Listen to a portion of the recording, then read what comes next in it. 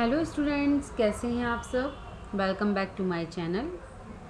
मैं डॉक्टर रजनी सिंह पुनः दोबारा लेकर आई हूँ नई वीडियो आप लोगों के लिए। जैसे कि सभी लोगों ने कहा है और बहुत सारे क्वेश्चंस लोगों के माइंड में आ रहे हैं और मोस्टली मेरे पास कई मैसेजेस और कॉल्स आए हैं और कमेंट बॉक्स में भी कईयों ने बोला है कि मैम पॉलिटिकल थ्योरी को दोबारा से कराइए जिससे हम एग्ज़ाम के अंदर लिख सकें।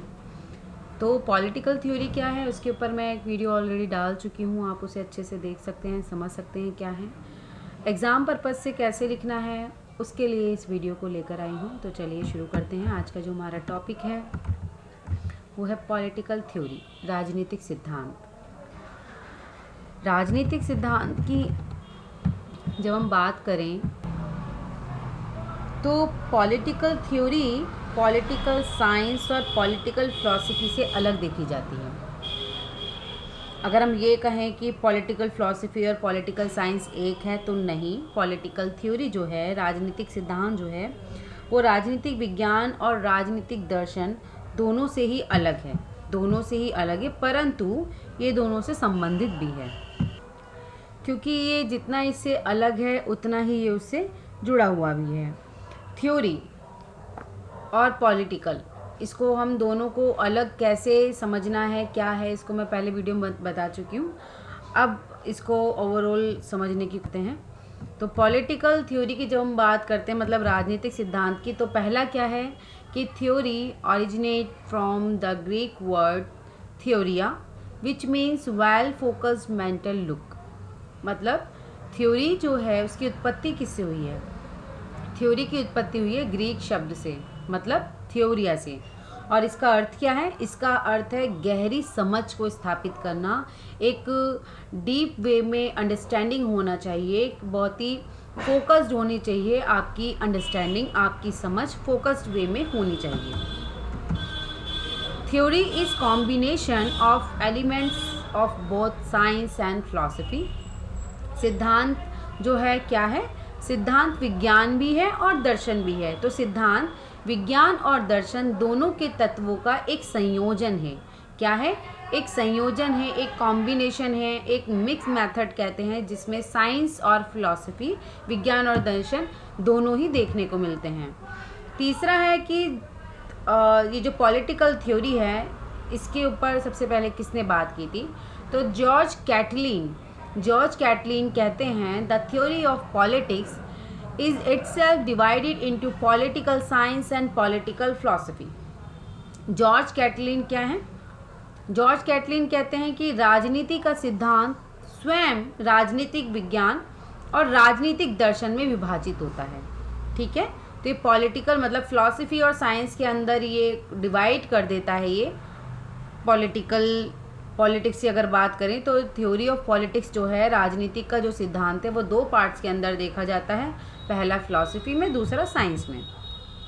Political theory not only has a normative but also an empirical part. तो पॉलिटिकल थ्योरी जो है, राजनीतिक सिद्धांत क्या है? राजनीतिक सिद्धांत सिर्फ कोई मानक नहीं है, कोई नॉर्मेटिव नहीं है, बल्कि एक अनुभवजन्य हिस्सा भी है। मतलब ये नहीं है कि आपने सिर्फ सिद्धांत बना दिए और काम हो गया, आपने वैल्यूज़ तैयार कर दी, काम हो गया। इन्होंने कहा नहीं, पॉलिटिकल थ्योरी के अंदर क्या है, आप एम्पेरिकल का मतलब होता है कि प्रैक्टिस करके देखना।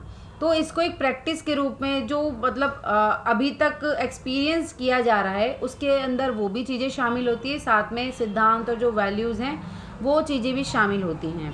तो करके देखना जो होता है ना, कि हम करके देख रहे हैं, डिमॉन्स्ट्रेशन जिसको बोलते हैं, वो सारी चीज़ें इसके अंदर ऐड होती है कि हाँ, कुछ चीज़ें हमने तैयार की हुई हैं और जो चीज़ें हमने तैयार की हुई हैं उन चीज़ों को ही हम इसे प्रैक्टिकल के रूप में भी देख रहे हैं। तो इसके अंदर प्रैक्टिस के साथ साथ थ्योरी दोनों का कॉम्बिनेशन देखने को मिलता है।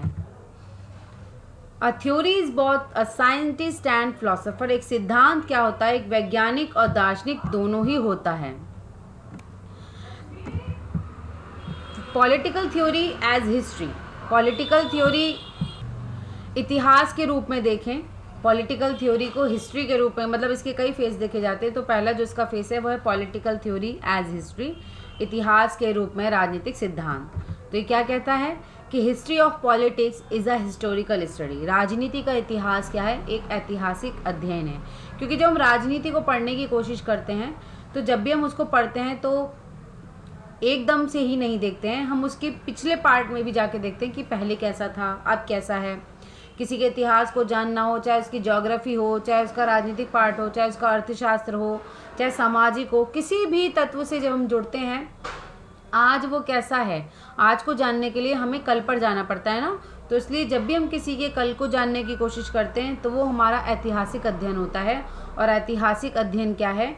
पॉलिटिकल थ्योरी का एक हिस्ट्री का पार्ट है। तो इसलिए कहा है history of politics is a historical study. One can never understand a text without context, मतलब बिना संदर्भ के कोई भी जो पार्ट है, कोई भी टेक्स्ट है, उसको हम नहीं समझ सकते। तो जब तक हम उसके बैकग्राउंड को नहीं समझेंगे, जब तक हम उसके आसपास की चीज़ों को नहीं समझेंगे कि वो चीज़ें कैसे हुई हैं, क्यों हुई हैं, उसके पीछे का कारण क्या है, तो हम किसी भी चीज़ को बहुत अच्छे से, बहुत गहराई से और सही तरीके से हम नहीं समझ पाएंगे। तो किसी भी टेक्स्ट को जब समझना होता है तो उसको समझने के लिए हमें उसके कॉन्टेक्स्ट को, मतलब उसके संदर्भ को, उसके आसपास के वातावरण को, उसके बैकग्राउंड को समझना बहुत ज़रूरी होता है। इसके लिए भी जो मुख्य माने जाते हैं वो है जॉर्ज एच सेबाइन। ठीक है, सेबाइन जो थे पॉलिटिकल थ्योरी एज हिस्ट्री, इसके बात कर। अब हम बात करते हैं पॉलिटिकल थ्योरी एज फिलॉसफी, दर्शन के रूप में राजनीतिक सिद्धांत। तो जब हम पॉलिटिकल थ्योरी को फिलॉसफी के रूप में देखते हैं तो इसके बारे में क्या कहा जाता है वो देख लेते हैं। वैल्यू, मतलब जो मूल्य हैं, value are indispensable part of political theory. मतलब मूल्य जो हैं, मूल्यों का मतलब होता है जो वैल्यूज़ होती हैं, जिनको आप बहुत इंपॉर्टेंट मानते हैं, वो चाहे आपका कल्चर हो, आपकी परंपराएं हो, आपका ट्रेडिशन हो, आपके कस्टम हो, कुछ भी हो सकता है, वो आपके लिए वैल्यू होते हैं जो जिन्हें आप बहुत महत्वपूर्ण मानते हैं। जैसे कि दिवाली पर पूजा करना, नमाज में नमाज को किस तरह से अदा करना, चर्च के अंदर क्या करना है ना, कब पूजा करनी है, कब नहीं करनी है, किसे करनी है, मतलब आप किसी न किसी चीज़ को तो वैल्यू देते हैं ना, चाहे आपके पेरेंट्स हो, किसी भी चीज़ को। तो जो वैल्यू होती है वही यहाँ पर है कि वैल्यू जो है, value are indispensable part of political theory. मूल्य जो हैं वो राजनीतिक सिद्धांत का एक अनिवार्य हिस्सा होते हैं। और मूल्य वो कहाँ होते हैं? मूल्य वहीं होते हैं जहाँ आपका बिलीफ होता है। इसको सबसे पहले लियो स्ट्रॉस ने बात करी। पॉलिटिकल थ्योरी एज साइंस की अगर बात करें, विज्ञान के रूप में राजनीतिक सिद्धांत, तो I study of politics should be based on observation and experience. राजनीति का जो अध्ययन है वो अवलोकन और अनुभव पर आधारित होना चाहिए कि जो जितने भी आप ऑब्जर्व कर रहे हैं चीज़ें, कहाँ पे समस्या हो रही है, कैसे समस्या हो रही है, उसके लिए क्या सॉल्यूशन ढूंढे जा सकते हैं। साथ में अब जब आप किसी चीज़ को ऑब्जर्व करते हैं तो ऑब्जर्व करने का मतलब होता है कि आप चीज़ को अनुभव भी कर रहे हैं, एक्सपीरियंस भी कर रहे हैं। तो जब हम किसी चीज़ को साइंस के अंदर लेकर आते हैं तो उसके अंदर क्या होता है? ऑब्जर्वेशन प्लस एक्सपीरियंस, अनुभव और आपके अवलोकन दोनों ही उसके अंदर देखने को मिलते हैं। तो जो स्टडी ऑफ पॉलिटिक्स होती है वो किसके ऊपर? ऑब्जर्वेशन और एक्सपीरियंस के ऊपर बेस्ड होती है। As a science political theory should generate neutral, dispassionate and objective knowledge. मतलब एक विज्ञान के रूप में अगर बात करें तो राजनीतिक सिद्धांत को उत्पन्न करना चाहिए कैसे? तटस्थ, निष्पक्ष और वस्तुनिष्ठ। जब हम पॉलिटिकल साइंस की बात करते हैं, जब हम पॉलिटिकल फिलॉसफी की बात करते हैं, इन दोनों के कॉम्बिनेशन को हम क्या बोलते हैं? Political theory. और जब हम पॉलिटिकल थ्योरी की बात करते हैं तो पॉलिटिकल थ्योरी को कैसा होना चाहिए? न्यूट्रल होना चाहिए, डिस्पैशनेट होना चाहिए, ऑब्जेक्टिव नॉलेज होनी चाहिए। ऑब्जेक्टिव नॉलेज का मतलब होता है सब कुछ वस्तुनिष्ठ, कि जो सच है तो सच है, कोई दूसरा इसका आंसर नहीं हो सकता। होता है ना आपके ऑब्जेक्टिव आंसर होते हैं, 4 ऑप्शन में से कौन बनेगा करोड़पति, जिस प्रकार से खेला जाता है कि इनमें से एक ऑप्शन चुनिए। तो वस्तुनिष्ठ उसी को बोला जाता है जिसका एक ही आंसर हो, जिसका एक ही रिजल्ट होना चाहिए, जिसका एक ही हल होना चाहिए, जिसका एक ही लॉजिक होना चाहिए। तटस्थ होना चाहिए, मतलब कि बिल्कुल न्यूट्रल होना चाहिए, किसी के साथ कोई भेदभाव नहीं होना चाहिए, गलत नहीं होना चाहिए, जो है तो है, एग्जैक्ट वही होना चाहिए, निष्पक्ष होना चाहिए, डिस्पैशनेट होना चाहिए। तो पॉलिटिकल थ्योरी को जब हम साइंस के अंदर स्टडी करते हैं तो उसको तटस्थ होना चाहिए, निष्पक्ष होना चाहिए, वस्तुनिष्ठ होना चाहिए, मतलब न्यूट्रल, डिस्पैशनेट एंड ऑब्जेक्टिव तीनों ही होने चाहिए। ये फीचर हैं पॉलिटिकल थ्योरी को एज ए साइंस जब हम देखते हैं तो ये फीचर्स के अंदर देखा जाता है।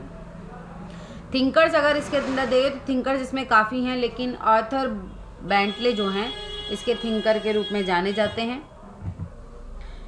George Catlin, David Easton, Robert Dahl इसके थिंकर के रूप में जाने जाते हैं। तो होप सो समझ में आया होगा कि कुछ थिंकर्स साइंटिफिक एस्पेक्ट पर ज़्यादा फोकस करते हैं, जो भी स्टडी कर रहे हैं वो ऑब्जर्वेशन और एक्सपीरियंस पर बेस्ड हो। पॉलिटिकल थ्योरी का क्या काम है कि वैल्यू क्या होनी चाहिए, न्यूट्रल होनी चाहिए, ऑब्जेक्टिव होनी चाहिए, ऑब्जेक्टिव थ्योरी होनी चाहिए, उनको डेवलप करना, और पॉलिटिक्स की जो नॉलेज है उसको भी डेवलप करना। इन सब का फोकस किस पे होता है? इन सब का फोकस होता है मेथडोलॉजी पर कि किस तरीके से काम होना चाहिए। अब बात करते हैं अप्रोचेस की। अप्रोचेस टू पॉलिटिकल थ्योरी की अगर बात की जाए तो अप्रोचेस टू पॉलिटिकल थ्योरी मतलब राजनीतिक सिद्धांत के दृष्टिकोण। तो राजनीतिक सिद्धांत का दृष्टिकोण क्या कहता है? राजनीतिक सिद्धांत का दृष्टिकोण कहता है कई तरह के दृष्टिकोण दर्शाता ही है। इस दृष्टिकोण पर हम एक एक करके बात करेंगे और एक एक करके अगर देखें तो सबसे पहला इसमें है कंपैरेटिव मतलब कि तुलनात्मक, दूसरा हिस्टोरिकल मतलब कि ऐतिहासिक थ्योरी अप्रोच जो है, ऐतिहासिक अप्रोच उपागम। कंपैरेटिव अप्रोच को हम उपागम भी बोलते हैं, तो तुलनात्मक उपागम, ऐतिहासिक उपागम, फिलॉसफिकल उपागम मतलब दार्शनिक उपागम, बिहेवियरलिज्म मतलब कि व्यवहारवाद उपागम, पोस्ट बिहेवियरलिज्म उत्तर व्यवहारवाद उपागम, न्यू इंस्टीट्यूशनल अप्रोच मतलब कि नया संस्थागत दृष्टिकोण या उपागम, द वियना सर्कल एक ये भी एक अप्रोच में देखा जाता है, द शिकागो स्कूल और फ्रैंकफर्ट स्कूल। इसको क्रिटिकल थ्योरी भी बोलते हैं, क्रिटिकल स्कूल, ठीक है ना, आलोचनात्मक के रूप में भी इसको जाना जाता है। तो जब हम बात करते हैं अप्रोचेस की, तो जब हिस्टोरिकल अप्रोच की बात होती है, आप पॉलिटिकल फिनोमेना को बिना स्टडी किए नहीं समझ सकते। पॉलिटिकल फिनोमेना का मतलब होता है जब कोई राजनीतिक घटना हो, और राजनीतिक घटना का अध्ययन किए बिना आप इतिहास को नहीं समझ सकते। ये जो मैंने अप्रोचेस बताई हैं पॉलिटिकल थ्योरी की, जो है ये ट्रेडिशनल के अंदर आती हैं। हिस्टोरिकल हो गया, फिलॉसफिकल हो गया आपका, बिहेवियरलिज्म से जब शुरू करते हैं तो बिहेवियरलिज्म से आती है आपकी मॉडर्न अप्रोच, आधुनिक अप्रोच। तो ये जो तीन अप्रोच है कंपैरेटिव, हिस्टोरिकल, फिलॉसफिकल, ये तीनों के तीनों ट्रेडिशनल है और इसके बाद आती हैं मॉडर्न अप्रोच, आधुनिक। तो जब हिस्टोरिकल अप्रोच की बात करते हैं तो हिस्टोरिकल अप्रोच जो है एक राजनीतिक घटना का अध्ययन करने का एक माध्यम होता है जो बताता है कि पहले क्या हुआ, अब क्या हुआ। फिलोसफिकल अप्रोच की बात करें तो इसमें नॉर्मेटिव एक्सपर्ट मतलब जो जितने भी आपके एस्पेक्ट होते हैं वो वह सभी की सभी नॉर्मेटिव होते हैं। Focus on what ought to be rather than what actually is, ठीक है ना। प्रिस्क्रिप्टिव एंड नॉर्मेटिव की यहाँ पर बात की जाती है, तो मूल्यों के ऊपर यहाँ पर फोकस होता है। बिहेवियरलिज्म की बात करें तो ये एक साइंटिफिक अप्रोच है। जो ट्रेडिशनल अप्रोच थी उनमें कई खामियां थी, इन कमियों को दूर करने के लिए साइंटिफिक मेथड को लाया गया जिनका नतीजा था बिहेवियरलिज्म। पहले हम अपनी थ्योरी को बेस बनाने के लिए जिसे यूज़ करते थे वो या तो हिस्ट्री होता था या किसी इंस्टीट्यूशन को स्टडी करते थे या इमेजिनेशन के बेस पर थ्योरी को बिल्डअप करते थे। बिहेवियरलिज्म के आने के बाद से क्या हुआ, ये स्टडी को शिफ्ट मिलता है, मतलब एक परिवर्तन मिलता है। अब हमारा स्टडी फोकस पॉलिटिकल बिहेवियर है। हम लोगों के मतलब हम लोगों की अगर बात करें तो हम लोग इसके अंदर देखते हैं कि किस तरीके से ये जो मतलब सही क्या है, गलत क्या है, बिहेवियर को किस तरीके से स्टडी करना है। तो इसके अंदर व्यवहार के ऊपर फोकस किया जाता है, किस चीज़ों कैसे रेगुलेट की जा रही हैं चीज़ें, इन चीज़ों के ऊपर फोकस किया जाता है। वहीं अगर पोस्ट बिहेवियरलिज्म की बात करें तो पोस्ट बिहेवियरलिज्म जो है बिहेवियरलिज्म का ही एक करेक्शन था। व्यवहारवाद में भी कई कमियां थी। जब व्यवहारवाद आया तो उसके टाइम पर जो थ्योरी बिल्ड की गई थी उनका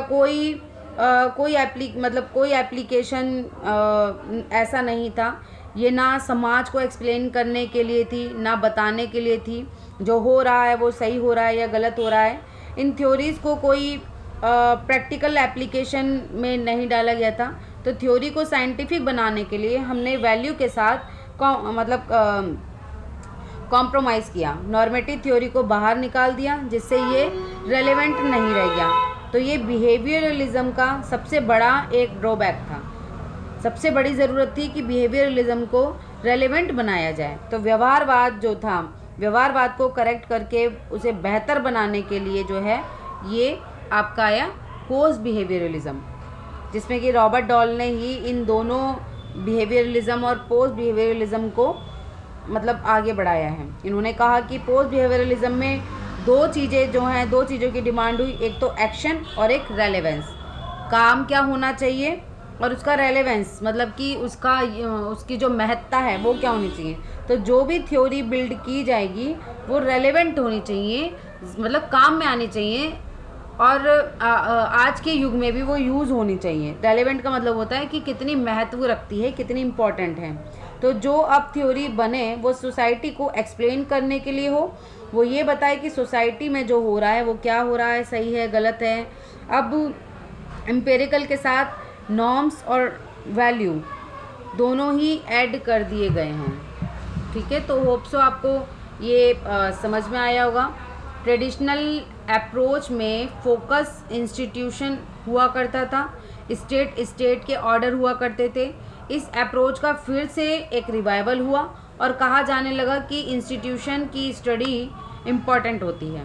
जैसे स्टेट हो गया, गवर्नमेंट हो गया, लेजिस्लेटिव हो गया, एग्जीक्यूटिव हो गया, ये सभी सोसाइटी के द्वारा अफेक्टेड होती थी और सोसाइटी को भी अफेक्ट करती थी। ठीक है, ऐसे ही जब न्यू इंस्टीट्यूशनल अप्रोच की बात करते हैं तो ये क्या है, people's choice shaped by institution. ये लोगों की चॉइस के बेस पर इंस्टीट्यूशन बने होते हैं। State is not only affected by society but it state also affect society. कि स्टेट जो है वो सोसाइटी से ही प्रभावित नहीं होता बल्कि सोसाइटी को प्रभावित भी करता है। वहीं वियना सर्कल की बात करें तो ये ग्रुप ऑफ फिलोसोफर होता है, ये पॉजिटिविज्म से रिलेटेड है, ये व्यवहारवाद की तरह ही है। इसका मतलब है कि हमारी नॉलेज का आधार क्या है। नॉलेज का आधार ऑब्जर्वेशन होना चाहिए, एक्सपीरियंस होना चाहिए, ठीक है ना। नॉन इमेजिनेशन जो है उसकी बात करते हैं। शिकागो स्कूल की बात करें तो शिकागो स्कूल बताता है कि पॉलिटिकल थ्योरी के क्वांटिटेटिव मेथड यूज़ किया जाए। पॉलिटिकल थ्योरी में क्वांटिटेटिव मेथड यूज़ किया जाए, एम्पेरिकल इन्वेस्टिगेशन को यूज़ किया जाए, उन डेटा को यूज़ किया जाए जिन्हें मेज़र किया जा सके, तोला जा सके, नापा जा सके। प्रैक्टिकल बेस्ड ऑब्जर्वेशन होना चाहिए। और फ्रैंकफर्ट स्कूल की बात करें तो इसे क्रिटिकल थ्योरी कहा जाता है। इसमें ये न्यू मार्क्सिस्ट थिंकर इसको लेकर आए थे और ये सोशल रिसर्च जो है at the university of Frankfurt Germany के अंदर ये वहाँ से क्रिएट हुई थी। तो होप सो आपको ये समझ में आया होगा। कुछ अगर आपकी डाउट्स हैं या कुछ प्रॉब्लम है और भी कुछ है तो आप मुझे कमेंट्स बॉक्स में बताइएगा। तो मिलते हैं अगले वीडियो में, तब तक के लिए नमस्कार।